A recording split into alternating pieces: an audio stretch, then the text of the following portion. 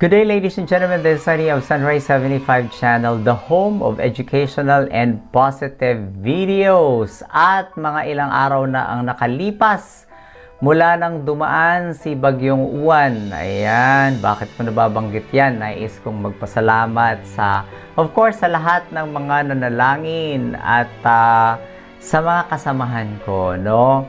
So, of course, may mga ibang tao, maraming tao din ang nanalangin para grabe, nakita nyo naman yung scope, yung lakas at yung dalang ulan sana ng Bagyong Uwan. Pero nakita nyo ang mga pagbabago. My God, talaga ako'y naniniwala sa kapangyarihan ng panalangin. I would just like to share, of course, hindi ko sinasabing ito ay effort lang ng particular group, but effort ng lahat ng mga nanalangin, naniwala, nakibahagi. At gusto kong magpasalamat sa mga nakibahagi, sa ating prayer brigade na ating ginawa during that, bago pa dumating ang Bagyong Uwan, sa lahat ng mga gender and development focal persons, na nakibahagi sa ating prayer brigade online. At I remember na nalangin tayo ng 1:00 at saka 7:00 ng gabi bago pa dumating yung Bagyong Uwan, At 3 bagay lang ang ating hiniling. Una ay itapon dun padaanin sa dagat, At wag manalasa ng dire-diretso dito sa kalupaan, Pangalawa ay pahinain at pangatlo ay lusawin ang bagyong ito. Dahil nakita nyo naman, can you imagine, nandito tayo sa Metro Manila, yung aking kapatid sa probinsya, napakatagal daw doon sa kanila ng Bagyong Uwan, At iniisip ko kung ganong kalawak, at then papunta pa siya ng norte. My God, tatamaan tayo sa ganong kalakas na hangin, ganon kadaming ulan at ganong kalaking scope ng bagyo. Talagang nakita naman natin ang nangyari sa Masbate at saka sa Cebu. My God, talagang kailangan nating manalangin, Kahit sabi nga ng Panginoon, if you only have that small faith like a mustard seed, napakahalaga kung tayo naniniwala from the heart, truly ay pakikinggan niya ang ating panalangin. At naalala nyo ang kanyang yung verse sa Bible na nagsasabing, if my people will humble themselves and pray, I will hear from heaven and heal the land. Heal their land. May requirement siya.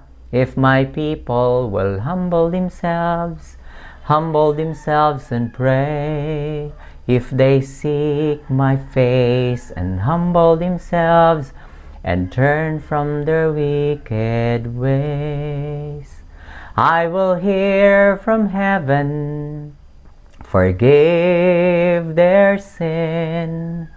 I will hear from heaven and heal the land.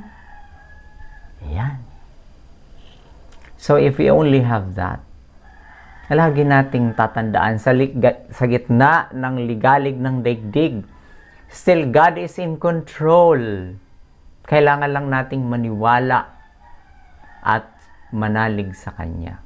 Huwag nating kakalimutan yan. Kasi yung mga, naalala ko, yung mga pinanalangin natin, yung mga pinanalangin natin, na huwag naman direktang lahat ay tatama sa atin, O, pinadaan niya sa dagat, at nung tumama sa bundok ng Sierra Madre. Naku, after nun, ang daming mga nagpasalamat sa Sierra Madre. Okay naman yun, pasalamat tayo. Pero medyo lalim-laliman din natin ng konti yung ating reflection, lalo na sa ating mga Kristiyano and believers. We believe that everything seen and unseen ay ginawa ng Panginoon, kasama ang Sierra Madre. So, nagpasalamat tayo sa Sierra Madre, nakalimutan natin ang gumawa ng Sierra Madre. Naku, naalala ko lang tuloy yung 10 kitungin na pinagaling ng Panginoon. Nung pinagaling niya ay isa lang ang bumalik. Ang sabi niya, 'di ba, 10 ang pinagaling, pero bakit isa lang ang bumalik? Kaya itong video na to gusto kong gawin to say thank you, Lord, for listening to our prayers. Lahat kami, iba pang mga nanalangin. Maraming salamat. And thank you very much. Hindi ko to sasabihin na private lang but in public.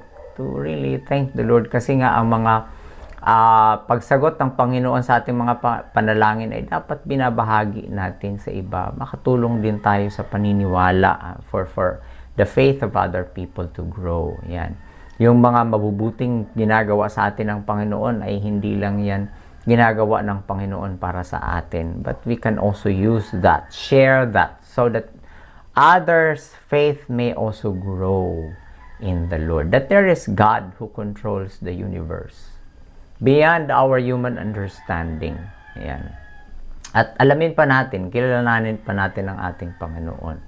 No? Kung may time nga tayong manood ng sa cellphone, sa online, ng napakahabang panahon, paglaanan natin ang Panginoon, nakilalanin ano ang pwedeng gawin, sino ang ating Panginoon, paano tayo minahal ng ating Panginoon. So Lord, thank you sa pagdinig sa aming panalangin, lahat sa mga nanalangin nung nakaraang bagyong uwan. At sa mga susunod pa, we also pray, Panginoon, wag mo po kaming pababayaan sa lahat ng mga kalamidad kasi bahagi ng buhay yan, whether it's lindol, whether it's bagyo, it's baha, or anumang mga kalamidad, Panginoon. Lagi mo kaming gabayan. At syempre sa mga mamamayan naman, no, maging responsable naman tayo. Pinag-uusapan ngayon yung mga sinisirang mga kalikasan, yung mga pagtatapon ng basura na kapag baha kung saan-saan lang napunta, at tayo din ang binabalikan, no? Maging responsable po tayo. Tayo mga Filipinos by nature ay mababait. Dapat tayo, kung kulang lang sa atin, disiplina at saka yung sumunod sa batas. Kung meron lang tayo niyan, ako, malayo ang ating mararating. Hindi nyo ba napapansin? Marami sa atin gustong pumunta ng Vietnam, ng Singapore, ng Hong Kong, ng Thailand. No? Na kung tutuusin historically, di ba, ang Pilipinas ay maunlad, no? Nauunahan natin itong mga bansang ito, pero ngayon tinitingala na natin sila. So anong pwedeng mangyari sa atin? Naku po, malayo na po sila sa atin, at kapag tuloy-tuloy tayong hindi disiplinado, hindi nagpaplano, hindi disiplinado, ay naku po, tuloy-tuloy po tayong maiiwanan. Kaya tayo mismo ang magtulungan, no? Tayo mismo mga Pilipino, mag-aral ng mabuti, maging masipag, magkaroon ng plano, at gumawa ng mabuti kahit may nakakakita o wala. Yung pagtapon pa lang ng basura, umpisahan natin dyan. Huwag naman nating isipin na yung pag sa loob ng bakod natin ay dapat malinis, pero sa labas pwede na tayong magtapon sa kalsada, anywhere. Naalala ko nga dyan sa Marikina, no, nung kanilang tagline, munting basura, ibulsa muna. Hindi yung iba makikita natin sa sakyan, uminom ng tubig, yung ice water, at saka kumain ng kung ano man yan, may candy, may ice cream, or what, tinatapon lang sa labas, no, ng jeep, o kaya sa tricycle. We have to be responsible. Kasi kung hindi tayo responsible, at wala tayong malasakit, babalik sa atin yan. Uulitin ko, natutuwa tayong ibang mga bansa, tinitingnan natin, tinitingala, malinis, maganda, maunlad. Nasaan na tayo? Hindi yun gagawin ng ibang lahi, yung ganyang mga bagay para sa atin. Tayo mismo, mga Filipino, ang maging disiplinado. At hindi lang yan, syempre sa ating mga leaders din, no? Sabi nga ng mga panalangin, naalala ko yung panalangin ni Isaac Pamilya Masses, no? Na ang panalangin niya ay laging, yung ating mga leaders ay maging responsable at maging accountable. Isipin niyo po, ang paghihirap ng mga mamamayan ay talagang dugot pawis. Kulang na lang, my God, anong oras na natutulog, bumibiyahe pa, kaunti lang naman ang kinikita niyan. Pero yung binabayad na buwis sa mga, kung ano man ang human activities ng mga ordinaryong mamamayan ay dapat napupunta sa tama, no? At hindi napupunta lang sa iilan. Tandaan po natin, ang lahat ng ating ginagawa sa kaduluduluhan ng ating buhay ay pananagutan natin sa Panginoon.